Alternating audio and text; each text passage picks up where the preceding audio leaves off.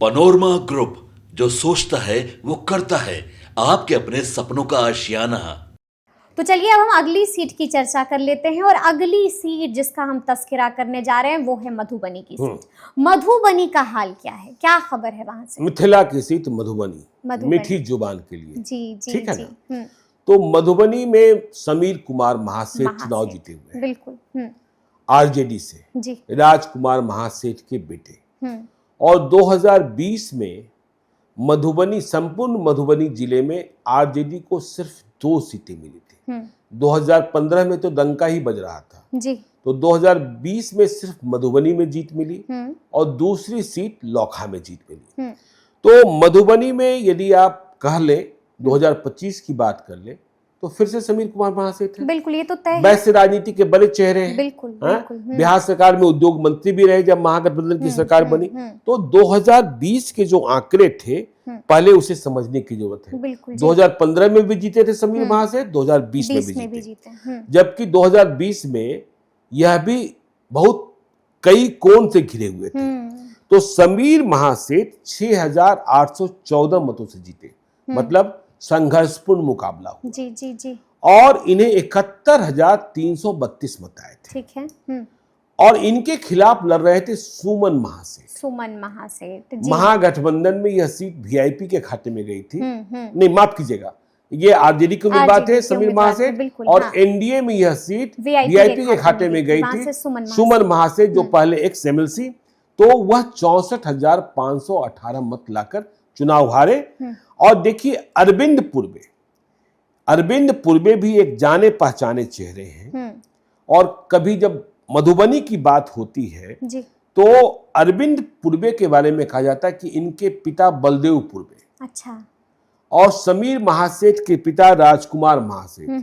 तो पूर्वे फैमिली और महासेठ फैमिली, हाँ, इन दोनों की रसूख में प्रतियोगिता चलती थी। अच्छा, कंपटीशन चलता था। कौन बड़ा कौन ये। ठीक है। तो अरविंद पूर्वे एलजेपी से लग गए चिराग पासवान। ठीक है। तो वह 15,818 मत। देखिए मुकेश सहनी ने बहुत कोशिश की थी और मुकेश सहनी ने चिराग पासवान से बातचीत की थी कि भाई आप जेडीयू के खिलाफ लड़ा रहे हो उम्मीदवार को, तो फिर वीआईपी के खिलाफ मत दो। लेकिन खैर उन्होंने लड़ाई ही। तो 15,818 मत। और देखिए रामदेव महतो जो बीजेपी के एक्स एमएलए हुआ करते थे, यह 2010 में चुनाव जीते थे। यह इन्हें जब टिकट नहीं मिला तो यह इंडिपेंडेंट लड़ गए और इन्हें मत आया 8,247। ठीक है। तो समीर महासेठ लगातार दूसरी बार 2015 में समीर महासेठ 76,823 मत लाकर जीते थे।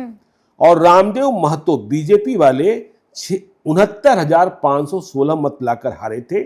7,307 मतों से जीत मिली थी समीर महासेठ। तो यहाँ संघर्ष होता रहता है। तो देखिए अब तो स्थितियां बदल गई। समीर महासेठ आरजेडी में बरकरार है, मतलब टिकट कंफर्म है। हाँ, टिकट कंफर्म है। मुकेश सहनी एनडीए से आ गए महागठबंधन में। बिल्कुल। तो सुमन महासेठ, जिन्हें मुकेश सहनी ने झंझारपुर का लोकसभा क्षेत्र का चुनाव भी लड़ाया, अब सुमन महासेठ का क्लेम तो मधुबनी विधानसभा क्षेत्र पर नहीं बनता है। बिल्कुल। लेकिन वह भी चुनाव लड़ने वाले डीएनए वाले व्यक्ति हैं।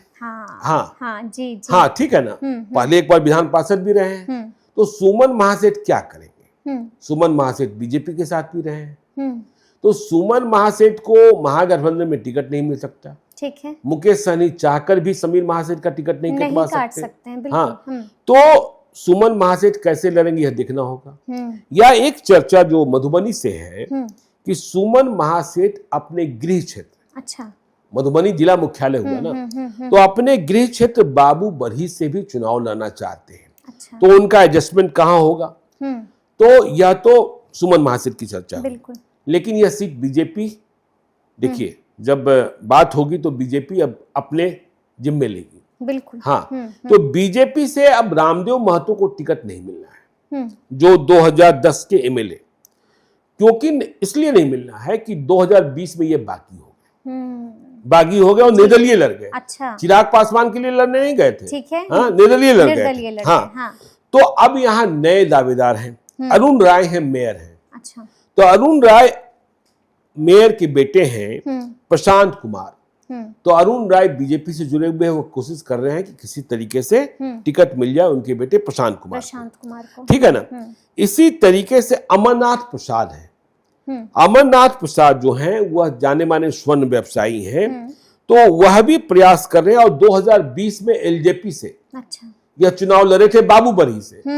सोचिए ना, चिराग पासवान के सारे उम्मीदवार बीजेपी से गए हुए लोग थे। तो अमरनाथ प्रसाद वापसी हो चुकी है बीजेपी में।